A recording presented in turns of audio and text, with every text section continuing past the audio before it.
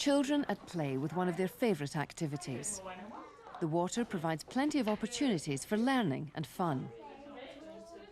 As they grow up and take part in activities like these, one of the things that children need to be able to do is represent internally the complexity of their social worlds. This involves not just being able to predict how the world of objects works, but also how other people are likely to react in various situations.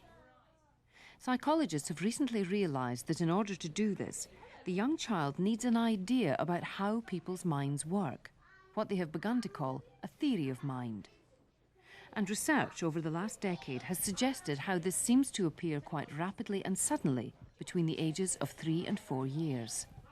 The great thing about theory of mind is that it is a major conceptual tool that allows us to step outside of the bounds of the directly perceivable stimulus circumstances and allow for predicting and explaining other people's behavior in a wide variety of novel ways. Psychologists argue that we can see the difference between having and not having a theory of mind in simple experiments, called false belief tasks. First of all, the child has to establish the fact that their own belief is false. Then they have to put themselves inside the mind of another child in order to predict that child's beliefs. Now, Elizabeth, what do you think's inside this box? Smarties. Have a look inside. Can't take the lid off. Oh, well, let me have a go, shall I? You ready? Say go. Go. What's in there? What's that? Pencils. Oh, right. Should we put them back in the box? Yeah. What are they for? Should we put the lid on? Now, can you remember what's inside the box? Pencils. And what did you think was in the box? Pencils. Did you? Now, I'm going to show this box to Jay in a minute. What will Jay think is in the box? Pencils. Ready? Good. After you've mopped up the child's tears because they expected to get sweets, you ask them 2 questions. One is a reality question to make sure that they remember what's inside. So what's inside what is inside the box?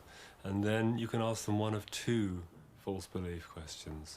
One is about their own previous belief. What did you think was inside the box? And the second question is, your friend John is going to come and look at the box in a minute. What will John think is in the box? You like that? Like many children of this age, when asked what another child will think, Elizabeth simply projects what she now believes herself about the tube of sweets. She doesn't recognise that the other child exists as an independent thinking being. And presented with another task of this kind, she acts in much the same way. Right, now. She is. This is Sally, and this is Anne. All right? Now, Sally comes in with her marble. Sally puts her marble into the basket and goes out. Anne comes and gets the marble, and she puts the marble in the box. Here comes Sally. Here comes Sally. Now, where will Sally look for the marble? There